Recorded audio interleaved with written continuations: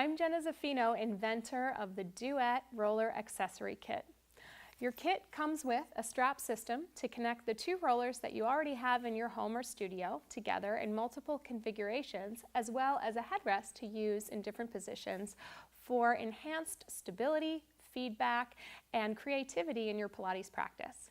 Today we're going to be working on articulation and specifically on building a better roll down and roll up. So we'll begin at the edge of the two rollers with your sits bones perched right on top, one on each. We'll take the hands behind your hamstrings and just start with a little pelvic tilt. So we'll breathe in, lengthening, and exhale, curl back, aiming your tailbone for the space in between the rollers and just feeling what it feels like to place your pelvis evenly down towards your waistline. From here, once again, inhale, and exhale, roll back. And just notice which sits bone, which side of the pelvis tends to favor or take your weight. We're trying to make a similar, symmetrical connection between the back of our body and each individual roller so that we can be working with balance throughout this exercise. Let's do one more here. Deep breath in and exhale, rolling back, finding the tilt of the pelvis. Let's come all the way up now. We'll bring the palms together, reaching out in front. From here, we're going to try to roll back on one roller only. So as we take our right arm back and pelvic tilt, we'll begin to twist the spine. And though your left hip is weighted, we're going to try to reach down through the right side of the body ever so slowly, looking back towards the right hand. Take a deep breath in and sweep the right hand back up, press into the right roller to bring yourself all the way up to the top. And let's repeat on the other side. Deep breath in, tilt the hips, reach your arm back and do the best you can to place your weight into the left roller only. And then we'll roll back up. Now, of course, the pelvis will stay evenly weighted throughout, but as you roll down along each side of the spine, you're trying to really accentuate the feedback connection between the right side of your body and the right roller and the left side of your body and the left one, all the way up. Deep breath in. Last one to the left, reaching all the way down and back, stretching as we go, and then pressing through the rib cage, the waistline, finding those obliques to come all the way up to the top. From here, we're going to take it down on our back and articulate from the hips up to the shoulders. So scoot to the edge, arms forward or behind your knees, and slowly roll down, this time evenly weighting both sides of your spine along the rollers. It's a good rule of thumb to let the rollers nestle in between the space between your shoulder blades and your spine and allow your spine to drop down into the space between the rollers. From here, we'll take our pelvic tilt, just as we did before, and then continue to roll up into your spinal bridge or pelvic press all the way up to the top.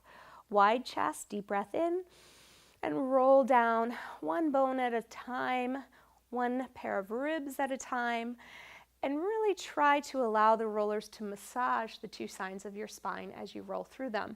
Let's take that up one more time to the top.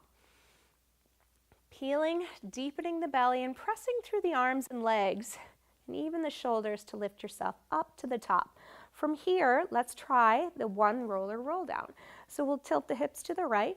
We're going to roll through the right side of the spine, reach down into the right hip, and then roll up the right side of the spine to come up to the top. Center your pelvis, tilt your hips to the left, exhale as you roll down, finding that connection. I'm always aware that one side is more willing to connect than the other. So if you need to take a little more time rolling through the two sides, please do yourself a favor and make it count.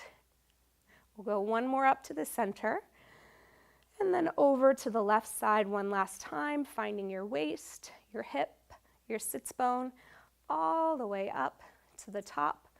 Lifting up higher maybe than you did before, and make this last roll down really gooey, melty, so that your spine reaches all the way through the space between the rollers. Okay, it is time to go into our roll up. So from here, let's reach the arms up. We'll stretch them back, and from here we'll take a circling of the arms, curling into your abdominal curl, reaching forward, balancing yourself up all the way to the top, perching at the edge, and once again roll down. This can be a great prep for your teaser as well as just your simple roll-up. We'll circle around, pressing through the two sides as if you have more real estate to work with now that we've brought attention and awareness to the two sides of the spine. Let's do this one last time. And for this last set, let's extend the legs out nice and long so we can press through the backs of our hamstrings and sits bones. Let's reach the arms up and back, circle around, curling forward. A little more challenge to connect to those rollers, but you have a little more work through your hamstrings.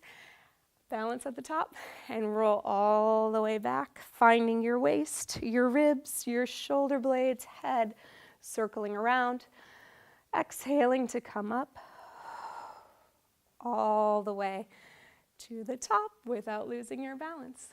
Excellent work.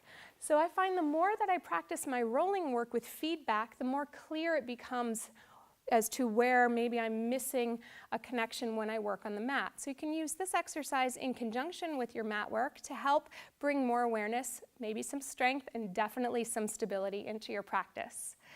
Make sure you check out all of the other Duet podcasts that we have, and thank you for joining me on this Balanced Body podcast today.